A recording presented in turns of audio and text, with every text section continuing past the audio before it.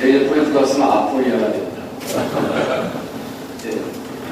우선 4차 산업혁명에 대해서 가장 일반적으로 우리가 이해하고 있는 건 이런 얘기죠.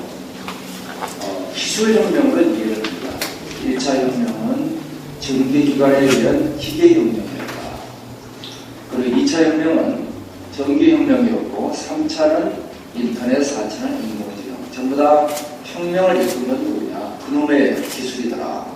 근데 우리가 이렇게 우리가 접근하면 전체 모습을 보기가 어렵습니다. 자, 이런 4차 산업혁명에 대해서 모든 사람들이 이게 뭐지? 또 어떤 사람들은 그거 아직 어디 알았어. 제레미 리프킨 같은 학자들은 그거는 3차 산업혁명의 연장일 뿐이야. 그러고 있습니다. 자, 그래서 금년 1월에 클라우스 슈밥 회장이 이끄는 다보스 포럼에서 일대 토론을 벌였죠. 토론의 결론은 아주 간단합니다. 여기 있는 수많은 기술들을 정리해 보니까 그 중심되는 키워드는 두 개로 요약됩니다. 자, 하나는 연결, 하나는 지능입니다. 그래서 모든 것이 연결되고 보다 지능적인 사회다. 수식이 그래서 그렇지 우리 옛날부터 알고 있는 얘기죠. 거기 이제 우리 슈밥 회장이 요즘 강연할 때마다 강조하는 건 세 가지 단어를 강조하죠. 무시하게 빠르게, 벨로시티, 굉장히 넓은 범위, 스코프, 그리고 굉장히 강하게, 임팩트, 그 세 가지를 얘기를 하고 있습니다. 대단할 게 없어요. 모든 혁명이라는 게 스코프, 벨로시티, 임팩트가 강한 게 혁명인 거죠. 그래서 저는 쌀로 밥 한다는 얘기 비슷합니다, 사실은. 자, 그래서 제가 지난 1월날 슈밥 회장하고 1시간 대담한 게 KBS에 방영 나가서 혹시 보실 분 계세요? 안 보셨어요? 네. 그래서 이 4차 산업혁명에 대해서 제가 여쭤봤습니다. 당신은 어떻게 생각하느냐? 정의를 한번 해보세요. 이 정의를 아직은 할 때가 아니다. 미정이라는 얘기입니다. 자, 이게 제가 지난주에 같이 대담했던 내용입니다. 자, 그러면은 이 4차 산업혁명에 대해서 우리는 한번 정의를 해보자. 그래서 제가 4차 산업혁명을 우선 잘못 이해하는 방법에 대한 슬라이드를 갖고 왔습니다. 자, 이 슬라이드는 4차 산업혁명을 잘못 이해하는 비결입니다. 어떻게 이해하면 되느냐? 이놈의 4차 산업혁명을 빅데이터나 산업인터넷이나 인공지능이나 자율주행 자동차나 이런 기술로서 이해를 하려고 하면 이게 뭐하고 똑같으냐? 코끼리 다리 만지기하고 똑같다는 겁니다. 그래서 개별 기술로서 4차 산업혁명을 이해하면 이것은 잘못된 길로 들어서는 것이다. 그래서 반테가 얘기했듯이 그 다른 길로 가야 된다. 우리 다른 이해를 해야 됩니다. 그것이 뭐냐면은 세상이 융합하는 관점에서 바라보자 하는 겁니다. 자, 그러면은 이 1, 2, 3차 산업혁명을 우리가 다시 이해를 할 필요가 있어요. 그것을 기술혁명이라는 관점에서 볼 수도 있지만 그것이 이 사회에 어디를 바꿨느냐 하면 1차 산업혁명은 오프라인의 현실 세계에 우리에게 필요한 생존의 물질을 제공했습니다. 그 이전에는 옷감도 부족했고 집도 부족했습니다. 의식주라는 생존의 물질 공급을 확대해 준 게 1차 산업혁명이죠. 그러면 2차 산업혁명은 뭐로 이해를 하면 되느냐? 그 물질혁명이 양에서 질로 전환한 거죠. 없어도 사람은 살지만 냉장고 세탁기 있으면 굉장히 편리하죠. 그래서 전기혁명을 통해 가지고 우리는 편리한 물질을 획득하게 됐습니다. 그렇지만 이것도 우리가 살고 있는 현실 세계의 물질을 풍요롭게 하는 거죠. 자, 3차 산업혁명은 이제 현실 세계를 떠나기 시작했습니다. 떠나서 3차 산업혁명은 디지털 기술을 통해 가지고 과거에 존재하지 않던 새로운 세상을 만들어냈습니다. 그게 우리가 얘기하는 가상의 온라인 세상입니다. 이 가상의 온라인 세상은 우리가 살고 있는 현실 세상하고 다른 세상입니다. 이 두 개의 세상이 이제 새롭게 충돌하는 그리고 부딪히는 통합되는 혁명이 바로 4차 산업혁명입니다. 4차 산업혁명을 가장 정확히 이해하는 것은 저는 이 방식으로 이해하는 거라고 정의를 하고 있습니다. 우리가 현실 세계와 가상의 세계가 어떻게 통합되기 위해서는 현실을 가상으로, 물질을 데이터화시키는 기술이 필요합니다. 그게 우리가 디지털화 기술이죠. 반대로 가상의 데이터를 현실로 끄집어 오려면 데이터를 물질화하는 게 필요하죠. 이게 아날로그화 기술입니다. 우리가 아까 봤던 빅데이터나 인공지능이나 AI나 이런 것들은 전부 다 어디에 해당되느냐? 이 두 개의 세상을 융합하는 수단이라는 거죠. 수단을 목적으로 우리가 잘못 이해하고 있는 게 일반적으로 4차 산업혁명을 이해하고 있는 겁니다. 자, 이러한 그 4차 산업혁명에 대해서 전 세계 국가들은 일로 매진을 하고 있죠. 제일 먼저 시작한 게 독일이 2001년도부터 스마트 팩토리 인더스트리 4.0을 시작을 했죠. 벌써 15년이 됐습니다. 미국은 클라우드 중심으로, 또 일본은 자기들이 자랑하는 로봇을 중심으로, 중국은 정부를 중심으로, 이래서 각각 여러 가지 정책을 펴내면서 4차 산업혁명에 올인하고 있다. 이런 이들 국가의 지도자들이 전 세계에 모이면은 요즘 첫 번째 화두는 바로 4차 산업혁명에 대한 게 화두가 되어 있습니다. 그중 4차 산업혁명을 제일 먼저 시작했던 독일은 2001년도부터 스마트 팩토리를 시작했고, 제가 지난주에 겨우 대담을 했습니다만, 이들이 2011년도에 첫 번째 작품을 내놓으면서 그때 본격적으로 인더스트리 4.0이라는 이름하에서 워킹그룹이 만들어지죠. 독일을 대표하는 세 개의 회사, 시스템 메이커인 시멘스, 부품 메이커인 보쉬, 소프트웨어 회사인 셋, 이 세 개의 회사를 중심으로 워킹그룹이 만들어져서 2년 뒤에 인더스트리 4.0의 플랫폼을 발표하게 됩니다. 이 플랫폼 모습이 바로 여기 있는 이 모습이죠. 여기 있는 8개의 기술을 중심으로 우리는 산업을 새로운 차원으로 끌어올리자 이들이 시작을 했습니다. 한번 볼까요? 인공지능이 있습니다. 빅데이터가 있고, 여기 또 4.0이 왜 들어와요? 그 다음에 사물인터넷, 로보틱스, M2M, 머신투머신이죠. 디지털라이제이션, 그리고 사이버 피지컬 시스템. 뭐 이런 8개 기술을 가지고 4차 산업혁명을 해보겠다. 제가 보기에는 굉장히 진화의 초보 단계에 들어간 수준의 작품들입니다. 굉장히 어설프죠. 굉장히 어설픕니다. 자, 미국도 현실과 가상을 어떻게 융합할 것이냐 하는 이 전체의 패브릭, 직무를 모든 분야에 걸쳐서 연결하는 스마트 아메리카 정책이 시행이 되고, 그 중요한 수단으로서 미국은 인더스트리얼 인터넷, G가 중심이 되는 산업 인터넷을 중심으로 추진을 합니다. 4차 산업혁명을 제일 열심히 지금 컨설팅하고 있는 그룹이 보스턴 컨설팅 그룹이죠. 이 보스턴 컨설팅 그룹이 자기들을 4차 산업혁명 컨설팅 모델을 9필러 모델이라고 그 이름을 붙여놨습니다. 뭐 별거 아니죠.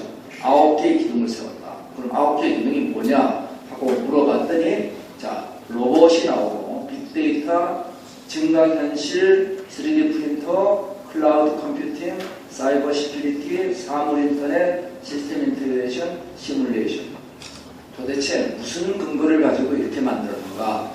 논리적 완결성이 별로 없습니다. 경험적으로 저 정도 기술을 가지고 해보니까 스마트 팩토리도 되고 스마트 시티도 되더라, 이거 이런 정도 얘기입니다. 그래서 제가 역시 논리적 완결성이 미진하다. 다시 말해서 4차 산업혁명을 이들이 시작한 지가 이제 빨리 시작한 나라 15년, 본격적으로 시작한 게 15년, 우리가 5년 늦었죠. 그렇지만은 전 세계적으로 아직 대단한 게 없다. 이겁니다. 우리한테 기회가 있다는 얘기죠. 우리가 200년 늦은 1, 2차 산업혁명을 불과 50년 만에 따라잡았는데, 우리가 5년 늦은 4차 산업혁명, 이거 못 따라잡겠느냐. 할 수 있죠. 자, 그렇다면 우리는 어떻게 해야 될 것이냐를 가지고 봐야 될 것입니다. 저는 대한민국이 가져가야 될 이제 새로운 패러다임이 뭐냐. 우리는 지금 4차 산업혁명과 더불어서 이 과거 한강의 기적을 이루었던 그 성공의 고취해서 현재 우리는 자만해 있습니다. 그래서 이 탈추격, 추격 패러다임에서 이젠 추격을 벗어나서 탈추격 패러다임으로 전환하는 게 우리에게 주어진 또 하나의 숙제, 내부 위기가 되어 있습니다. 지금 대한민국에 일어나는 거의 대부분의 갈등 구조를 놓고 보면 그 본질은 어디에 있느냐? 과거의 성공이 우리의 발목을 잡고 있는 것들이 거의 대부분입니다. 그리고 세 번째는 우리가 시간적 위기가 되어 있습니다. 전 세계에서 가장 빨리 고령화하는 대한민국이 갖고 있는 문제는 불과 10년밖에 우리가 초고령화까지 시간이 안 남아 있습니다. 그리고 4차 산업혁명에 대해서 지금 다보스가 예측하고 많은 국가에서 예측하고 있는 것은 기술의 결판이 나는 티핑 포인트가 2025년으로 보고 있습니다. 다보스는 2022년 이 정도 보고 있는데 여하튼 7년에서 10년 사이에는 이 4차 산업혁명의 승자와 패자가 갈라지게 될 것이다. 우리에게 시간이 불과 5년에서 10년밖에 안 남아있다는 겁니다. 자, 이 문제를 우리가 풀고 나가야 된다는 얘기죠.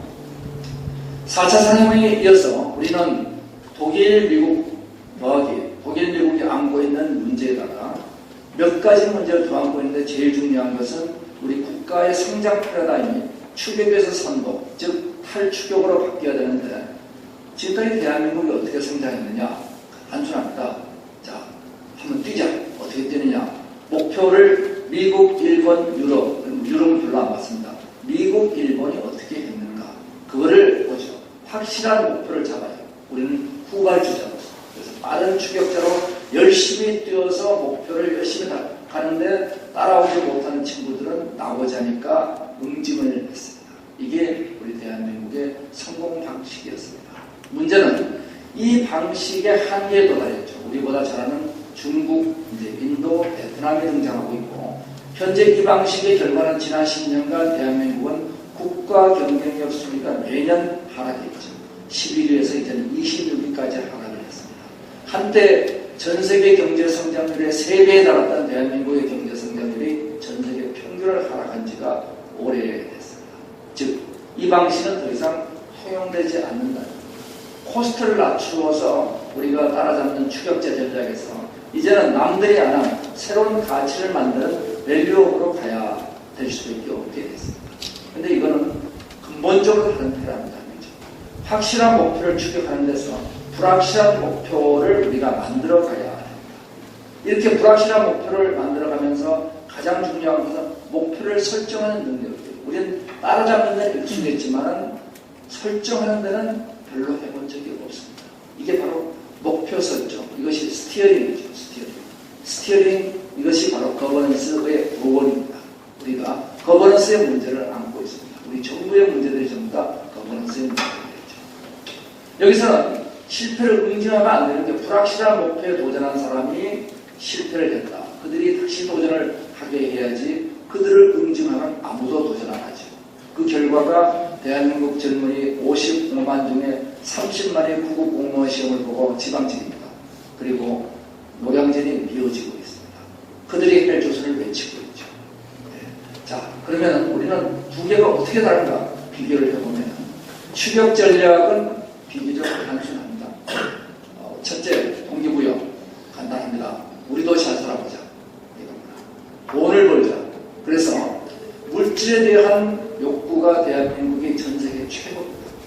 한국 빼놓고 최고가 미국인데 미국의 물질 욕구가 22%, 영국이 9.9%, 스웨덴이 5%, 한국은 무려 52%. 우리는 물질 만들기 위해 젖어 있는 건 뭐냐? 빈곤 탈출에 의한 지금까지의 한강의 기적의 산물이 되겠죠. 이걸 우리가 어떻게 하느냐? 목표를 우리가 달성하는 게 우리 주어진 목표니까 누가 하느냐? 대기업이 하죠. 그리고 중소기업은 뒤를 따라갑니다. 갑을 구조. 그래서 중소기업 사장들이 제일 좋아하는 브랜드가 KB이 됐습니다. 여기에 못 따라오는 친구들은 우리가 실패를 응징했고, 그리고 우리는 이를 목표를 달성하기 위해서 효율과 성실의 인재를 정거답 교육을 통해서 키워왔습니다. 우리 수업 시간에 질문하면 안 돼요. 진도 나가야 되니까. 자, 그러면서 정부는 목표를 정한 다음에 지원과 규제를 해왔습니다. 그래서 정부 후견주의하에서 한국이 컸죠. 이 방식이 잘못된 방식인가? 전혀 아니죠. 이 방식이 대한민국이 놀라운 한강의 기적을 이룩한 방식입니다. 그런데 이 방식의 한계에 도달했고 우리가 새롭게 가야 될 탈추격의 선도 전략은 이제 동기부여가 너 굶어 죽어. 이건 아니죠. 이제는 꿈을 이루겠다. 그런데 우리는 꿈이 뭔지를 얘기해 준 적이 없어요. 이제는 헬조선이 왜 헬조선이 됐느냐? 꿈이 없으니까 헬조선이 된 거죠. 미래가 안 보이니까 헬조선이 된 거죠. 자, 이제는 뭐가 중요하냐? 목표를 설정하는 토론 과정이 중요해졌고 이제는 대기업이 아니라 모르는 미지의 숲속에 들어가서 금광을 찾아내기 위해서는 10개의 벤처기업이 앞으로 들어가서 8개는 실패하고 2개가 금광을 발굴해서 돌아오면은 그때 대기업이 거기 금광이 있냐 우리 대부대가 같이 갈게요. 이래서 협력하는 구조가 됩니다. 여기서 금광을 발견하지 못한 8개의 벤처기업을 너희들은 이제 루저야.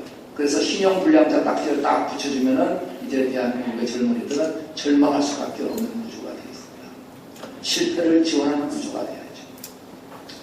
이를 위해서 우리가 혁신과 창조라는 창의교육이 필요하고 민간주도의 자율과 경쟁이 필요합니다.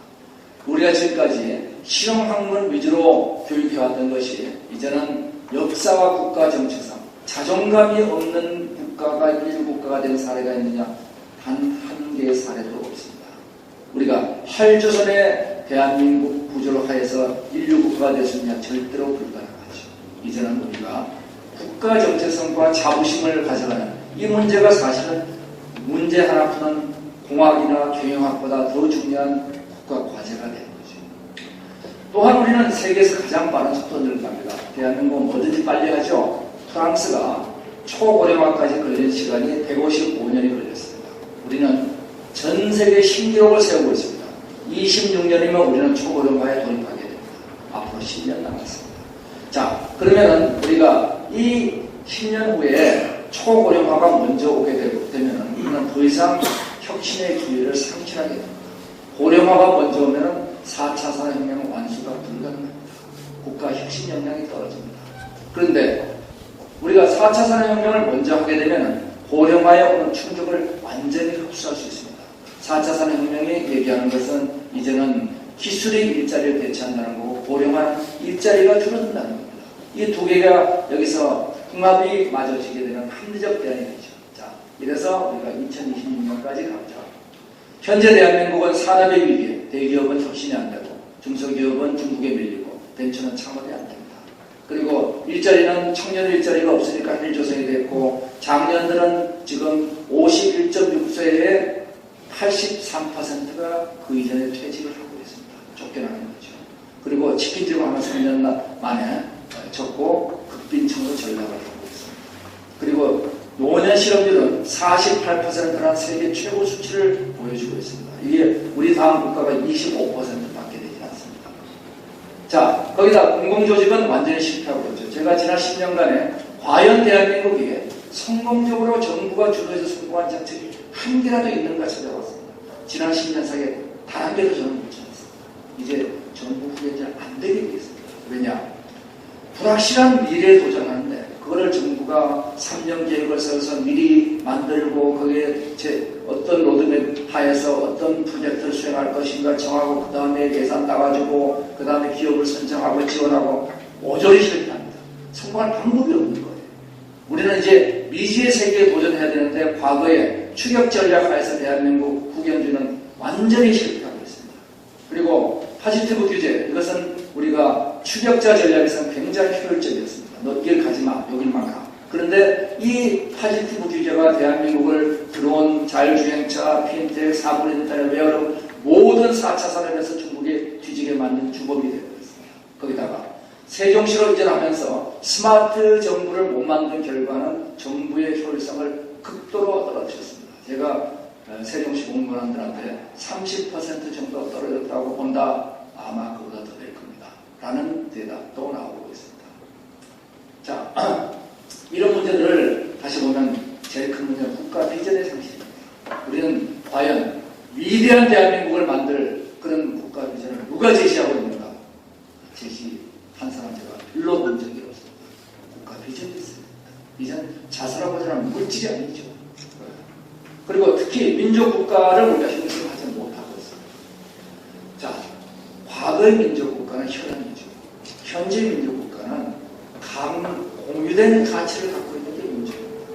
그래서 그러한 현대 민족국가 구성에 이번에 미국은 다시 성공하고 있습니다. Make America Great Again. 위대한 미국을 다시 만들자. 외교 전략, 우리는 외교 전략 글로벌 네트워크 만들고 있죠. 국가 혁신 안전망이 없다 보니까 새로운 혁신이 안 되고 있어요. 대한민국 제일 큰 문제는 뭐냐? 왜 수출이 안 되느냐? 수출 안 되는 건 우리가 국가 경쟁력을 가진 제품들이 떨어지기 때문이고, 떨어지는 이유는 이제 탈출구에 필요한 혁신을 못 만들기 때문이고, 혁신을 못 만드는 건 혁신의 안전망 부족입니다. 그리고 분배구조의 문제는 내수를 왜곡하고 있습니다. 내수가 절벽에 부딪히고 있습니다. 가계부채 1200조를 넘고 있어요. 이런 분배구조 문제, 이 두 가지 문제가 성장을 저해하고 국대와 내수를 저해하고 있습니다. 거기다가 우리 인재를 만드는 교육의 시대착오를 보는 거죠. 이래서 이런 문제들을 우리가 해결하려면 독일, 미국이 가져간 기술혁명 더하기 사물을 다루는 기술혁명만으로 하면 되지 않습니다. 우리를 다루는 경제사회와 나를 다루는 인문이 합쳐져야 되죠. 자, 우선 기술 문제를 보겠습니다. 4차 산업혁명은 현실과 가상의 융합이다. 제가 여기 있는 소녀시대를 모셔오면 제가 있는 것보다 훨씬 분위기가 좋아질 겁니다. 근데 모셔올 수가 없어요. 왜냐? 여기는 물질로 이루어진 세상이고 이 세상은 복제가 되지 않습니다. 그래서 소속사가 있어요. 제가 모셔올 수가 없습니다. 그런데 뮤직비디오는 제가 틀어드릴 수 있습니다. 여기는 데이터, 비트로 이루어져 있고 복제가 가능하고 따라서 공유가 기본적인 가치죠. 소유의 세상과 공유의 세상이 부딪혔습니다. 이게 4차 산업혁명이죠. 그 결과 우버는 대한민국에서는 많은 사람들이 그 불법이야. 그래서 쫓아냈습니다. 그런데 우버의 기업 가치는 현대자동차의 2배가 넘는 70조가 되어있죠. 뭐가 다를까요? 우리가 바라보는 시각은 오프라인의 소유의 시각에서 바라보고 있는 거고 70조의 우버는 온라인의 공유의 시각에서 바라본 거죠. 이 충돌하는 영역에서 거대한 생명들이 나타나고 있습니다. 이 온라인과 오프라인, 현실과 가상을 표현하는 단어들이 많이 이렇게 있고 이들이 융합하는 단어도 많이 있습니다. 그런데 바로 이 영역이 바로 이 충돌과 갈등과 혼동 영역이 어떤 영역이냐? 글로벌 유니콘 1조가 넘는 스타트업들이 나타나는 영역들입니다. 2010년까지 전 세계에 1조 넘는 스타트업이 불과 30개밖에 없었어요. 그게 지금 300개를 넘었습니다.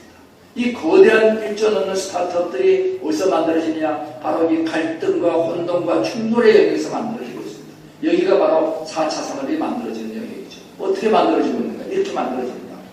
현실의 세상과 가상의 세상은 현실의 세상을 데이터화시키는 겁니다.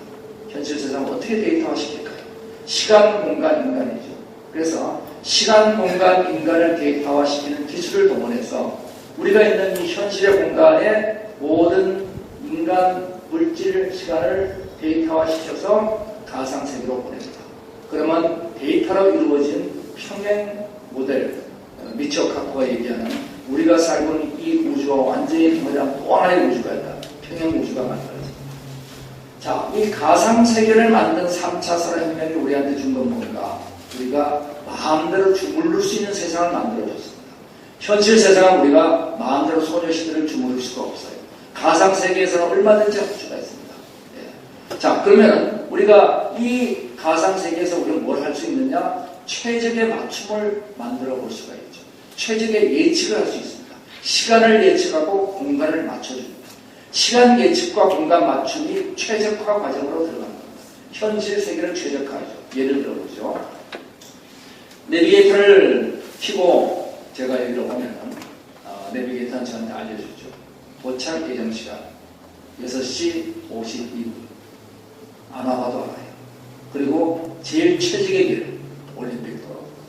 자, 안 가보고도 우리는 어떻게 도착 예정 시간과 최적의 공간을 경로를 알게 되는가? 현실과 완전히 동일한 또 하나의 도로 공간이 있죠. 그것이 티백에 있고 카카오 드라이브에 있습니다. 그래서 거기에는 모든 지도, 모든 자동차 일지, 모든 교통신호 이것이 1:1 대응이 되어 있습니다. 그럼 거기서 우리가 마음대로 편집을 해볼 수 있습니다. 현실 세계에서 우리가 가봐야 되지만 가상 세계에서는 안 가보고도 해볼 수가 있죠. 자, 그러면 우리는 뭘 얻게 되나요? 시간 절약을 얻게 되고 그리고 얻게 되는 것이 우리의 에너지를 절약할 수 있게 되죠. 그 효과가 서울 시내만 하더라도 보통 체중 감소 효과만 1조 5천억이라고 얘기합니다. 거기다가 에너지 절감, 거기다가 전국적인 확대 5조가 넘는 거예요. 자, 그럼 우리 한번 질문해 봐야 됩니다. 그럼 왜 우리가 이와 같은 내비게이터의 최적화를 병원, 공장, 학교, 여행 모든 분야에 적용하지 않습니까? 이론적으로 두 개는 완전히 동일한 거예요. 이론적으로 완전히 동일하다면 나머지 문제는 뭐밖에 없느냐? 이 경제적 문제밖에 없는 거죠.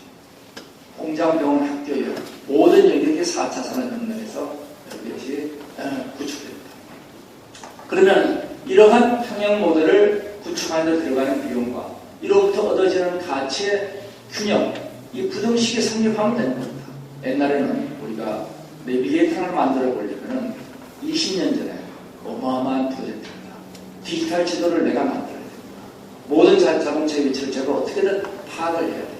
이거는 천문학적 비용이 들어갈 텐데 지금은 제로 코스트로 이 지도와 자동차의 위치를 수집할 수 있습니다. 거의 제로 코스트로 수집할 수 있어요. 이 수집한 방대한 데이터를 우리가 저장하는데 옛날에는 많은 비용이 들어갔죠. 이제는 클라우드의 저장 비용이 1억 분의 1로 줄어들었습니다. 이 데이터를 우리가 뭔가 빠른 인공지능 알고리즘으로 돌려가지고 처리를 해야 되는데 이 처리에 들어가는 CPU의 속도는 100만 배가 빨라졌고 이제는 1000개의 CPU가 돌아가고 소프트웨어는 공짜가 되어버렸습니다. 다시 말해서 모든 사회 영역에서 이 평형 모델 구축 비용이 제로에 육박하고 있습니다. 그렇다면 이제는 모든 세상은 이제 현실과 가상이 융합하는 형태로 가게 되는 거죠. 어떻게 가고 있는가? 4차 산업혁명은 다시 정리하면 인간을 중심으로 현실과 가상이 최적화되는 혁명입니다. 인간을 중심으로. 그러면 이 과정을 보면 4개의 과정으로 이루어져 있죠. 첫 번째 과정은 이 데이터를 수집하는 과정입니다. 이 사물 인터넷이나 웨어러블이 데이터를 수집합니다. 수집된 데이터를 어디 갖다 놓느냐? 저 구름 위에 갖다 놓죠. 클라우드에 갖다 쌓으면 데이터가 많아지니까 소위 빅데이터가 됩니다. 이 빅데이터를 인공지능이 처리를 해보니까 시간을 예측하고 공간을 맞춰볼 수가 있게 됩니다. 그러면 시간과 공간을 예측하고 맞춰보는 단비를 맞아서 우리는 현실 세계를 최적화할 수 있게 됩니다. 내비게이터의 예측을 넘어서 이게 자율주행차로 가면서 자율주행차는 이 최적화 기술들이 적용돼서 그 예측된 결과대로 실제로 움직여 나갑니다. 자, 그럼 우리가 이 그림에서 한번 보세요. 우리가 4차 산업혁명을 사물 인터넷으로 이해하는 건 여기 있는 IoT 하나를 이해함으로써 전체를 볼 수 있다고 착각하고 있는 겁니다. 우리가 빅데이터로 4차 산업혁명 이해할 수 있다는 것은 머리 통 만지고 우리는 다 이해했다고 얘기하는 거죠. 우리가 이 4차 산업혁명에 들어가는 이 전체 기술들을 하나하나 보려고 그러지 말고 전체 코끼리를 전체로 보라는 겁니다. 홀리스트하게 전체를 보게 되면 문제는 이겁니다. 온라인과 오프라인의 두 개의 세상이 순환을 통해서 융합하는 혁명. 그래서 뭘 하느냐?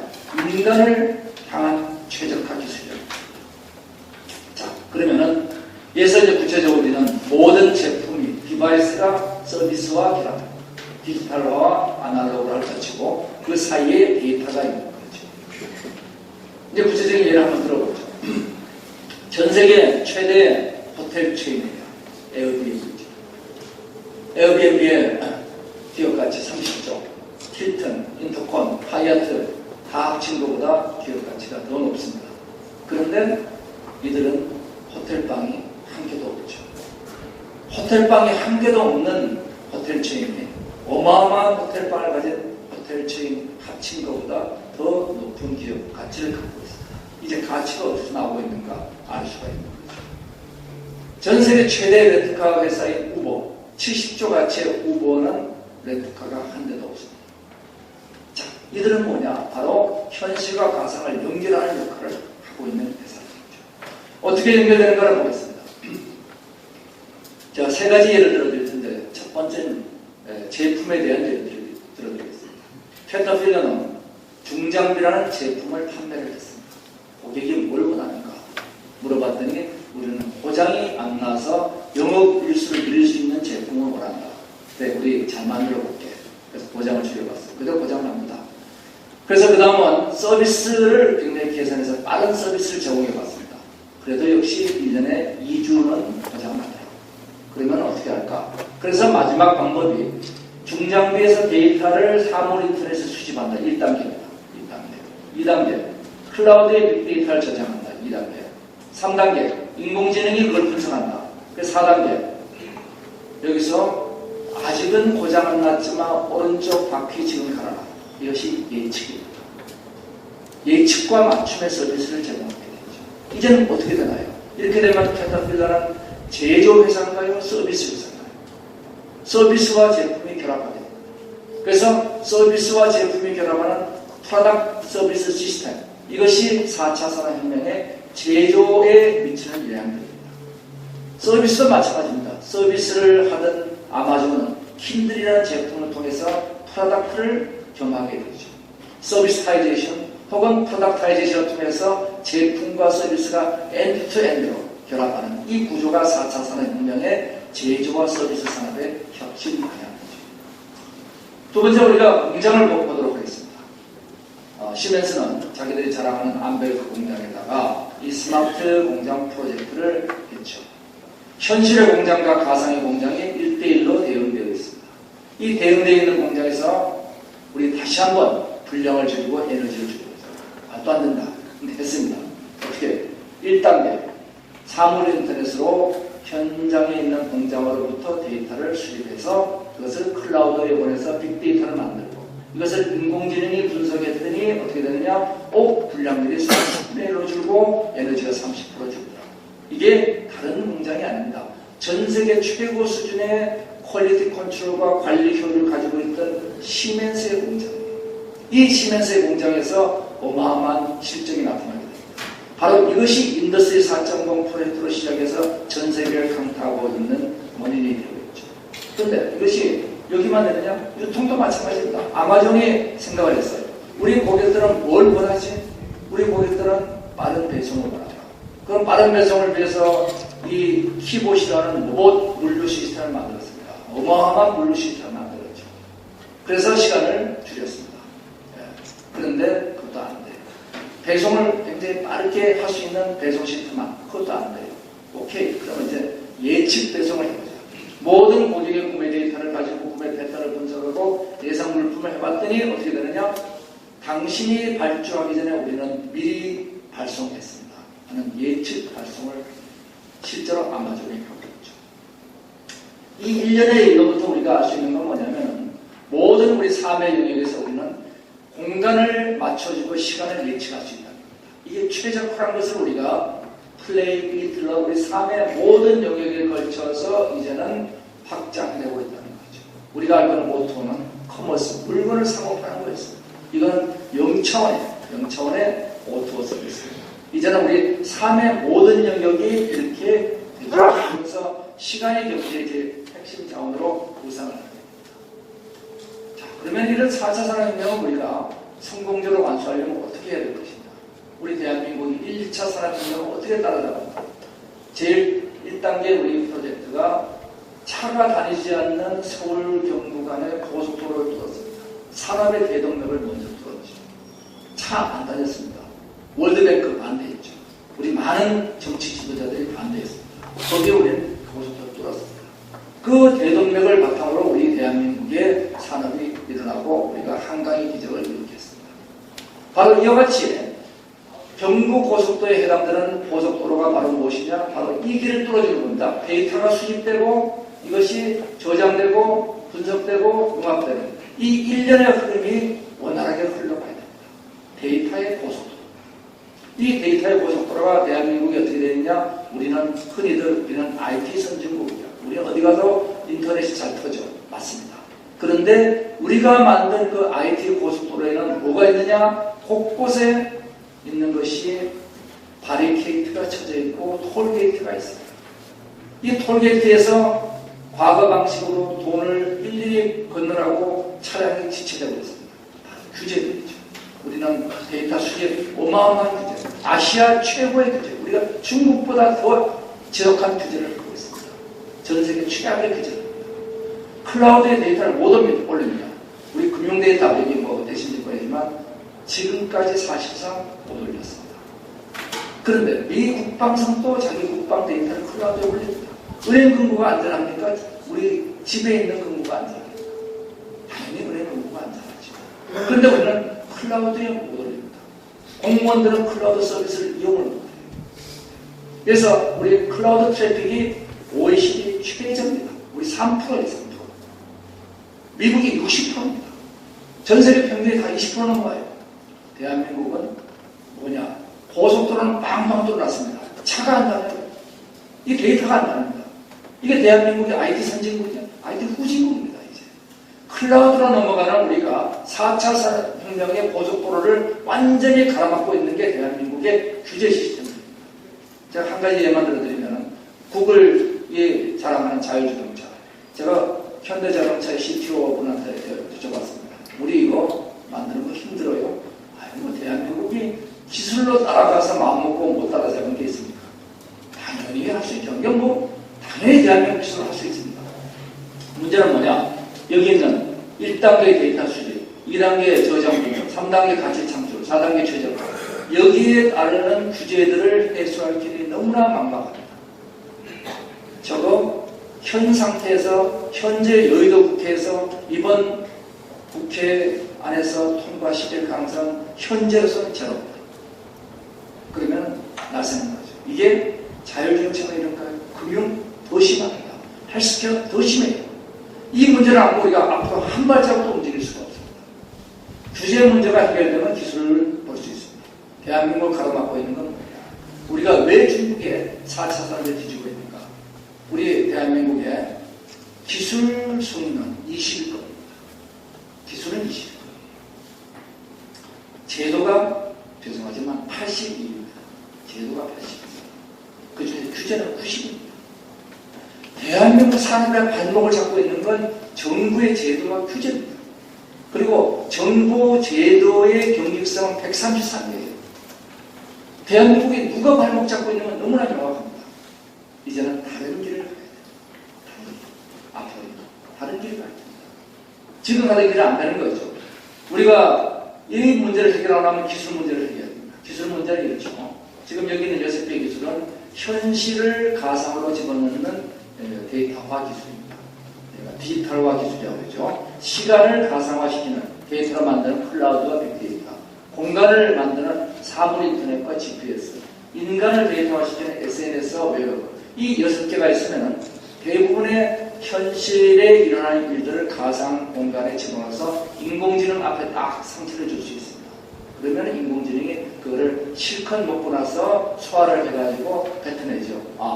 예측, 점쟁이처럼 그 다음에 맞춤. 그러면 그걸 받아가지고 현실로 갖고 나와야 됩니다. 갖고 나오는데 필요한 기술이 6개의 아날로그화 기술이 필요합니다. 아까 본 BCG 그룹의 9필라 모델보다 제가 만든 이 그림이 훨씬 보기 좋은 겁니다.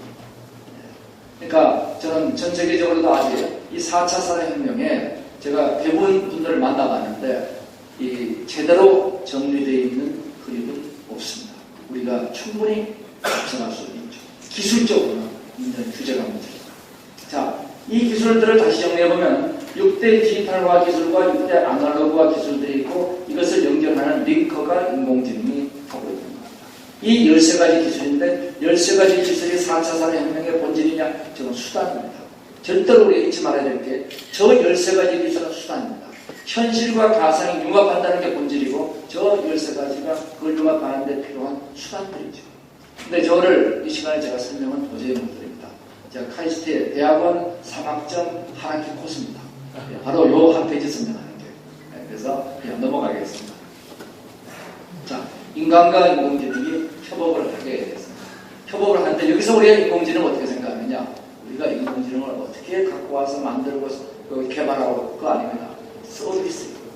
필요할 때 수도꼭지처럼 풀어서 쓰는 서비스가 인공지능이라는 거죠. 그래서 냉장고에서 식재료를 꺼내가지고 요리사가 요리하면 음식이 맛있는 음식이 나오듯이 우리가 클라우드에서 데이터를 꺼내가지고 인공지능이 요리하면 잘하고 패스트 패션의 가장 중요한 신모델이었죠. 그 다음에 넷플릭스가 사람들에게 딱 맞는 맞춤 VOD 추천, 아마존의 발주 예측, 로봇 어드바이저의 예측, 이런 것들을 우리가 해낼 수가 있습니다. 자, 그러면 이놈의 인공지능은 도대체 우리는 어떻게 하면 되냐? 인공지능 알고리즘은 다 개발됐습니다. 우리가 알파고를 만든 구글이 금년에 알파고의 모든 소스 코드를 다 개발한 거 아세요? 누구든지 바라고 다 개발했습니다. 뿐만 아니라 그 알파고의 원천이 되어 있는 이 탄서플로우라는 구글의 인공지능 알고리즘들이 다 개발됐습니다. 누구나 써. 공짜. 마이크로소프트, 우리도 마찬가지예요. 같은 말. 그러니까 그 다음 주에 IBM이 우리 것도 써라. 그 다음 달에 페이스북이 우리도 있다. 그래서 전 세계 주요한 인공지능 기술은 전부 다 개방됐습니다. 개방되지 않은 인공지능 기술은 중요하지 않다고 봐도 됩니다. 이제 이거는 우리가 엑셀 프로그램을 쓰는 거하고 비슷합니다. 우리 증권 분석하는 로봇 어드바이저의 인공지능 프로그램 한다면 과연 길이가 얼마나 될까? 우리 옛날 방식으로 하면 수만 장이 될, 수천 단위 될, 수만 단위 될 거예요. 지금 텐서플로우를 이용한 우리 로봇 어드바이저의 인공지능 프로그램 가장 간단한 건 한 페이지면 됩니다. 엑셀 만드는 거 비슷합니다. 애저 서비스. 그걸 활용하는 거에 지나지 않는 것입니다. 그래서 4차 산업 기술혁명의 과제를 이렇게 제가 말씀을 드리겠습니다. 자, 이어서 우리 경제사회 문제를 살펴보도록 하겠습니다. 제가 요 앞에 내용을 말씀 안 드린 건 우리 사무국에 말씀 주시면은 자료는 다 다운받아 가실 수가 있습니다. 네. 자, 경제사회 문제를 우리를 다루는 경제사입니다. 우리를 다루는 경제사예요. 그래서 이 경제사회 문제를 보면은 결국 경제 문제는 산업혁명의 결과죠. 그래서 이 생산과 소비가 분리되기 시작했죠. 분리되니까 안 맞기 시작합니다. 그래서 공급이 많거나 수요가 많거나 그래서 그거를 조정하는 경제혁명들이 1.0, 2.0, 3.0, 4.0 나타나죠. 기본적으로 우리는 공급을 확대하려면 혁신을 보상해주면 됩니다.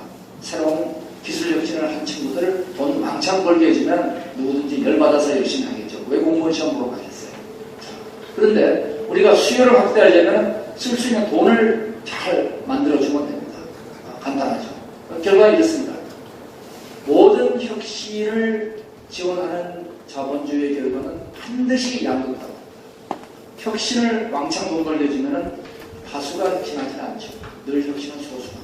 그래서 결과는 항상 양극화. 자, 이 수요에 국제비례하게 되면 내가 왜 열심히 해야 될까? 황폐하다고 하죠. 그럼 우리는 양극화를 선택할 것이냐, 황폐를 선택할 것이냐. 인간 250년의 역사는 우리에게 알려졌습니다. 둘 다 아니라는 거죠.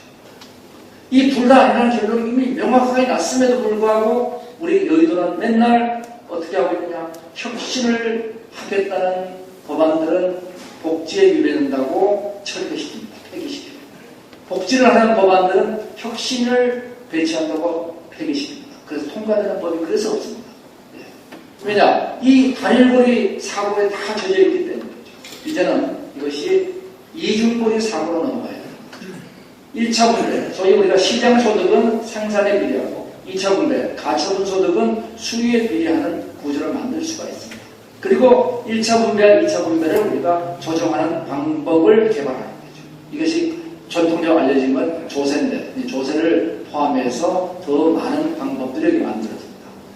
성공적인 인류 국가는 예외 없이 1차 분배는 반드시 불평등하게 만듭니다.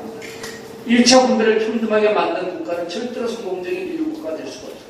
혁신이 촉발되지 않기 때문이죠. 천정을 없애고 누구든지 혁신을 하는 사람들은 어마어마한 부를 축적할 수 있는 사회를 만들어줘요. 그런데 그 사회는 지속 가능하지 않죠. 수요가 없어지죠. 그래서 2차 분배에서 그 양극을 조정해 줍니다. 이 조정하는 과정에 우리가 여러 가지 개발할 게 많습니다. 이 전체를 이래서 순환시키는 이중고리로 가야 되고 여기가 시장의 영역이고 거버넌스의 영역이겠죠. 자, 오늘은 시간 관계상 제가 주로 1차 분배 얘기만 하겠습니다. 1차 분배는 결국 일자리 문제가 제일 중요하죠. 자, 우리 다들 일자리 문제. 근데 일자리의 원천이 뭐냐? 보면 사람들이 그건 생산성 이렇게 얘기를 합니다. 그건 과거의 생각입니다. 일자리의 원천은 인간의 욕망이 됐습니다. 한번 보도록 하죠. 지금 그 옥스퍼드 다보스 가트나 같은 수많은 전 세계 예측기관들이 우리를 겁주고 있습니다. 간단하게 얘기해서 일자리는 없어질 것이요. 이런 겁니다. 예, 일자리는 없어집니다. 당연히 일자리는 없어지죠. 예. 그런데 이러한 얘기가 일자리를 줄인다는 얘기는 아닙니다. 일자리가 없어지는 거하고 줄이는 건 달라요. 일자리는 없어지고 새로 만들어집니다. 자, 지난 250년 동안 러다이트 운동부터 시작해서 타임즈의 잘리스 오토메이션에 이르기까지 수없이 많은 경고들이 있었어요. 뭐냐? 이겁니다. 기술 혁신이 일자리 줄일 거예요. 근데 역사상 단 한 번의 사례도 기술 혁신이 일자리 줄인 적이 없습니다. 일자리를 없앴어요. 그렇지만 줄이진 않았습니다. 왜? 새로운 일자리가 만들어졌어요. 그래서 우리가 농업의 인구 80%가 지금 2%로 줄었지만 70~80% 일자리가 사라진 건 아니죠. 그들의 일자리는 제조와 서비스로 이동했을 겁니다. 자, 우리는 일자리가 뭐가 사라질 것이냐 묻지 말고 어떤 일자리가 만들어질 것인가를 물어야 됩니다. 근데 그 새로운 일자리가 만들어지는데 우리 미래학자들이 다 패닉 상태에 빠진 이유는 이렇습니다. 어디서 만들어질지가 안 보이는 거예요. 자, 1, 2, 3차 혁명을 보면 1, 2차 혁명은 제조가 일자리를 만들었습니다. 3차는 서비스가 일자리를 만들었어요. 뭐 제조와 서비스 말고 도대체 우리 뭐하지? 여기서부터 패닉에 빠진 겁니다. 예. 자, 그런데 왜냐하면 그건 전부 다 로봇과 인공지능이 다 할 것 같으니까. 근데 우리가 이러한 경제를 우리가 다시 봐야 됩니다. 경제는 늘 공급과 수요의 양 두 개의 얼굴을 가지고 있죠. 양수의 얼굴을 갖고 있습니다. 우리는 늘 공급이 모자란 사회를 살아왔기 때문에 공급을 만들어낸 기계혁명 혹은 전기혁명 같은 기술혁명, 공급 쪽에 우리가 일자리의 원천을 두고 있었어요. 근데 그게 아닌 겁니다. 일자리는 두 측면을 다 가지고 있죠. 인간의 욕망을 기술이 충족시켜 주는 것이 지금까지의 혁명이었어요. 그럼 우리가 욕망의 관점에서 문제를 보면 1차 산업혁명은 생존에 필요한 물질을 욕망을 충족시킨 겁니다. 2차 혁명은 편리함을 원하는 안정의 물질 욕망을 충족시키는 겁니다. 3차 혁명은 사회적 연결을 원하는 인간의 욕구를 충족시켜주는 겁니다. 그러면 인간의 욕구는 이것밖에 없을까요? 당연히 있죠. 자, 인간 욕구에 대해서 메슬러 5단계, 그 다음 메슬러 나중에 7단계를 만들었지만 심플한 모델을 줬습니다. 자, 5단계 모델. 이걸 보면 1, 2, 3차 혁명에 만든 것은 각각 생존과 안정의 욕구를 충족시킨 혁명이었어요. 이게 욕구 측면에서 바라봅니다.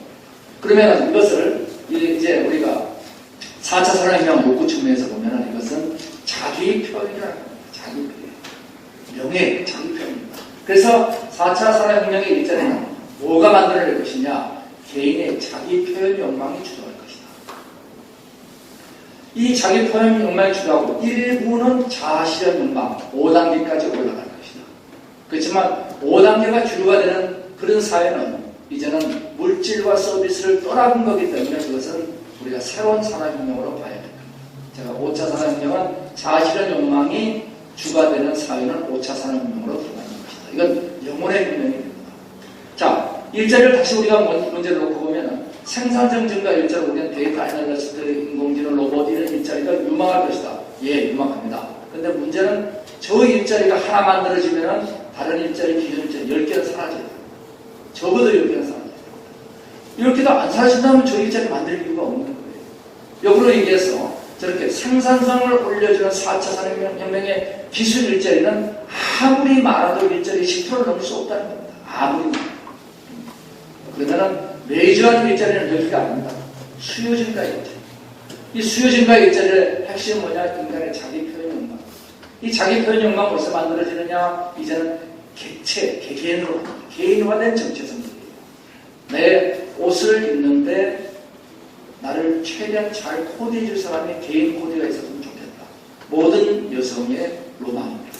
그런데 돈이 없어서 못 쓰죠. 그런데 이제는 4차 산업혁명은 모든 여인의 욕망을 충족시켜 줄 수 있게 됩니다. 이게 바로 인간과 인공지능이 합쳐진 융합지능이 이걸 해줄 수가 있죠. 우리는 모든 아침에 일어나서 생각해요. 야, 내가 보고 싶은 뉴스만 골라가지고 나한테 모아서 갖다 주는 이런 개인화된 미디어 없어? 회장님들은 그걸 하죠. 비서들이 만들어주니까. 근데 우리는 못합니다. 근데 이제는 4차 산업혁명에서는 이걸 해줄 수가 있습니다. 모든 것을 개인화시켜 줄 수 있습니다. 자, 이래서 우리는 1인 기업과 공유경제가 들어갑니다. 그러면서 인간은 어디로 가느냐? 반복되는 것은 로봇과 인공지능에 맡기고 인간은 반복되지 않는 일을 하게 되죠. 이것은 놀면서 일하는 겁니다. 바로 이 놀면서 일하는 인간을 제가 물건을 만드는 베르그성의 호모 파베르와 그리고 호이지머의 놀면서 노는 인간 호모 루덴스를 합쳐서 호모 파벤스라는 용어를 하나 만들어봤어요. 바로 기업가적 접근이죠. 궁극적으로 4차 산업혁명은 우리 인류의 역사를 다시 순환시키고 있습니다. 산업혁명이 오기 전까지는 우리는 저효율의 자가생산 시대였습니다. 저효율의 자가생산이 산업혁명을 통해서 이것이 고효율의 생산 소비의 분리가 이루어졌죠. 그러면서 무지하게 많은 생산을 만들어진 문제는 시장의 불일치로 인해가지고 수요 공급이 맨날 안 맞고 양극화가 만들어졌습니다. 가장 바람직한 건 뭘까요? 고효율의 자가생산입니다. 그런데 고효율의 자가생산이 이제 가능하게 됐습니다. 쉐이프웨이나 싱글버스와 같은 인터넷 사이트에서 내가 마음에 드는 디자인을 골라서 다운받아서 내가 약간만 고쳐가지고 3D 프린터에 걸면 나한테 맞는 물건이 나옵니다. 이건 어마어마한 고효율이에요. 그리고 나한테 정확히 맞는 걸 만들어줍니다. 이것은 과거의 우리의 제품하고 다른 작품의 세계로 들어가게 됩니다. 개인의 정체성을 발휘할 수 있게 되죠. 이것이 물건뿐만 아니죠. 자, 물건은 3D 프린터, 경험은 버추얼 리얼리티. 이런 수많은 기기들이 사람의 개인화된 소비를 만들어주게 됩니다. 이것은 이제 거기서 머무르지 않죠. 음악, 미술, 문화까지 나의 모티브를 구현할 수 있는 수많은 수단들이 만들어지고 이제 에너지의 소위 음식까지 청정 신선식품 같은 경우는 대부분의 코스트가 어디서 발생하느냐? 유통 과정에서 발생합니다. 그러니까 유통을 없애버리는 거죠. 내 집에서 내가 필요한 음식을 야채를 내가 키워 먹을 수 있으면 됩니다. 근데 내가 어떻게 키우는지 몰라요. 그거 공부하기도 싫어요. 이거 다 누가 해주느냐? 이제 바로 4차 산업혁명의 최적화된 시스템들이 소위 집단지능을 통해서 나에게 꼭 필요한 맞춤과 예측을 제시해 주게 되는 거죠. 그러면 일자리가 어떻게 바뀌느냐? 이제는 직업은 극도로 줄게 됩니다. 업이 나죠. 마치 또 작은 도시에 우리가 소규모 공연밴드처럼 필요에 따라서 모였다가 그 다음에 다른 도시로 가서 다른 사람들하고 모여서 또 하고 이와 같이 업이 나는 겁니다. 일자리가 분해되는 거죠. 미국은 2020년에 되면 43%가 이와 같은 프리랜서의 초연결 경제, 긱 이코노미로 바뀔 것이라고 얘기하고 있습니다. 4차 산업혁명의 일자리 추정을 해보면 기술의 일자리, 가장 유망하다는 기술의 일자리는 죄송하지만 10%를 넘지 못합니다. 저는 반드시 넘지 못합니다.